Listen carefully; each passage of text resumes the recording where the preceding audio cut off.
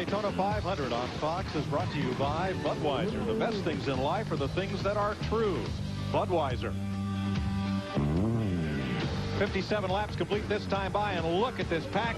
Trouble off trouble, turn 4. trouble. Newman slams the wall. Man. Comes Schrader, and Newman is in the air and over. Ryan Newman, last year's Rookie of the Year. The rear end ripped from the car as he slides down the asphalt, and when that car hit the grass of the tri-oval, Ryan Newman went upside down. Come on, boy, get out. A crash on pit road. Bobby Labonte has slammed into Ken Schrader as Schrader slid through the infield grass.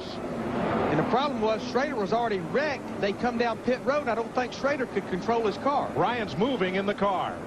So he is moving around trying to get out. Not a whole lot he can do hanging there like that. I mean, he's got to have help. Pretty big boy. He doesn't want to. Kenny Schrader's climbed out. Newman has signaled that he is okay. He is a strapping young fella. Yes, he is. Used to driving open-wheel sprint cars. I mean, Darrell, this is a predicament trying to get unhooked out of that car upside down. Well, you got seat belts, you got the Hans device. I mean, there's just so many things. You got to have help. Man, it ripped the rear end housing right out from under that race car. When it dug into that grass right there, it just started tearing the car apart.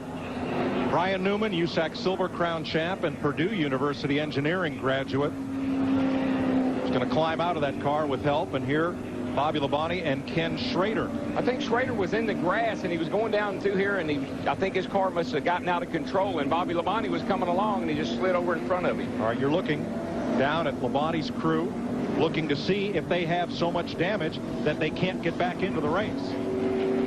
There you see Ryan Newman right there. Oh, yeah, he waved to the crowd.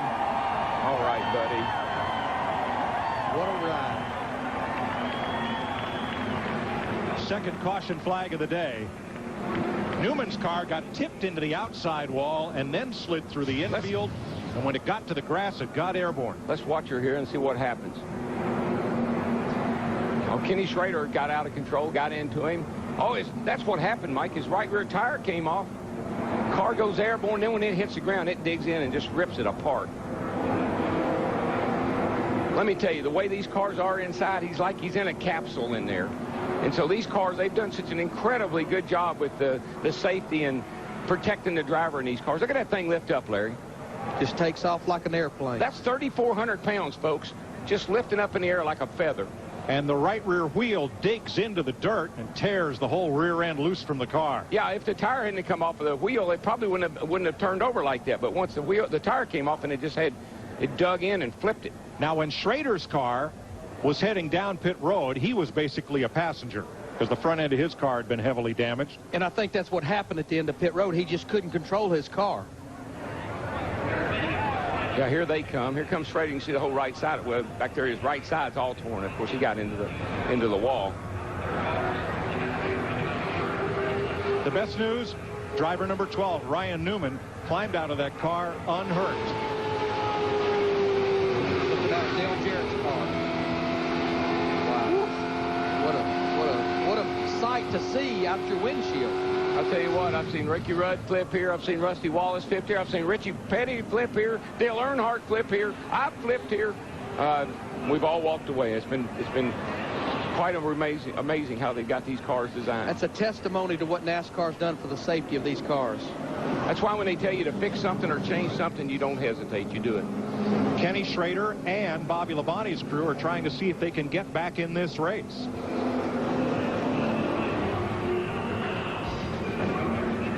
Two drivers and all of us are going to take a minute to get our head back into the game. The Daytona 500 continues on Fox after this. The Daytona 500 on Fox is brought to you by Aaron's Sales and Lease Ownership. Let Aaron's drive your dreams home today. By Stacker 2, the world's strongest fat burner. By Pepsi-Cola, experience the joy of Pepsi. And by Singular Wireless, national coverage, affordable calling plans, and a really fast car. We're under caution here at Daytona. Ryan Newman gets upside down, but Darrell, it looked like Kenny Schrader might have had a little push. Yeah, I think he may have gotten a little tap from behind by Ward Burton, the way it looked. Kenny was coming up off turn 4 there. I believe he must have had to lift up out. Well, no, there's what happened, I believe. Rusty Wallace came over in front of Kenny, he had to let out the throttle a little bit to let Rusty in. And when he did, he got hit from behind by Ward, who had a run on him. A chain reaction. And watch number 12, Ryan Newman. I think all of that action there was because that right rear tire came off. It let air get up under the car, it lifted the car up, and then it dug in there in the grass and just tore it all to pieces.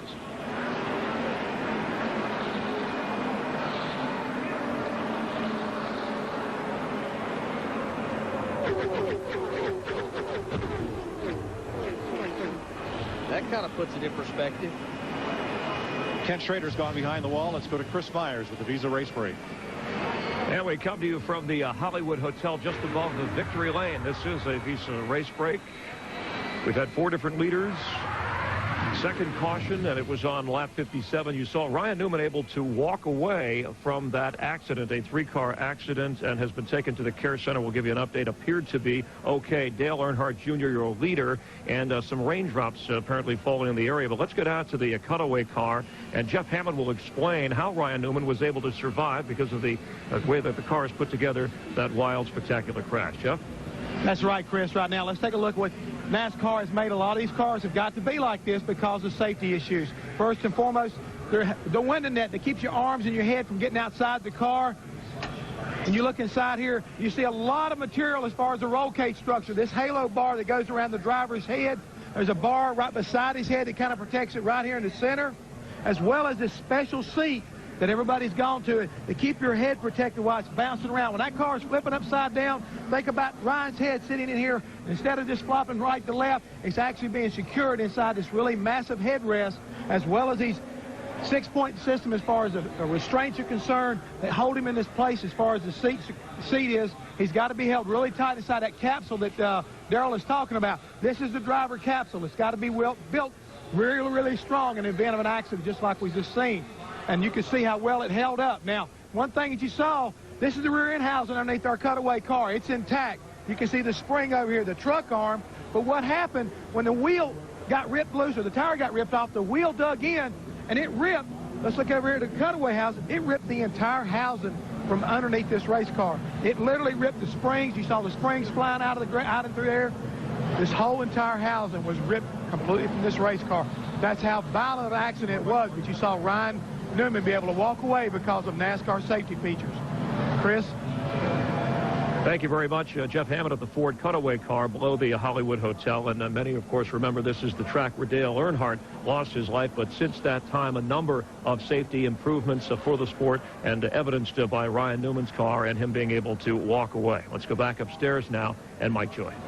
With Ryan Newman's build, he could likely have been a linebacker for Purdue. And these drivers, Darrell, they don't just show up Sunday and race. They have really stringent conditioning programs to help them endure a wild flipping crash like Newman just went through. Listen, let me tell you, when people say race drivers aren't athletes, they just do not understand what these drivers go through.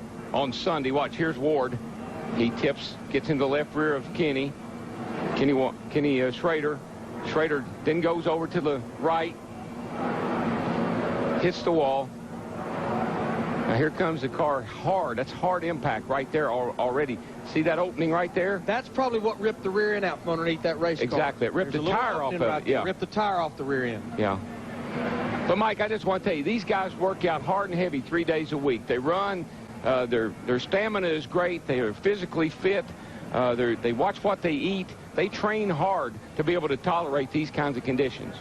Now, as Newman's car was in the air, Darrell, I saw either, well, not an exhaust pipe because those look both intact. Looked like one of the truck arms had been ripped loose so that then when that rear end hit the ground, it could just easily fly away.